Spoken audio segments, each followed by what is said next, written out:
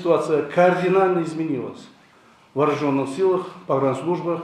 В данный момент наши вооруженные силы являются одним из самых боеспособных в Средней Азии.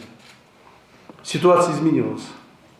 В данный момент в погранслужбе имеются новые бронированные автомашины, изготовленные по нашему заказу в Дубае.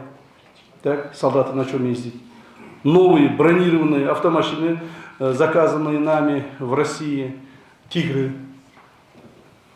Всего их энное количество, несколько, уже сотен машин.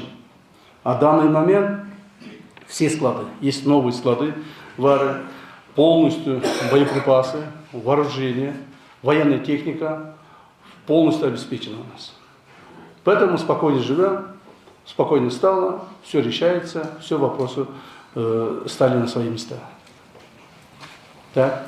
Более того, в данный момент у нас имеется уже в открытых источниках, это тоже есть, это можно объявлять, и все это вы тоже знаете, что самые современные беспилотники БПЛА находятся в Кыргызстане. Начиная Байрактаров, Аксунгуров, Акинджи, все находятся только у нас в Средней Азии, только у нас в Кыргызстане. Все виды. Так?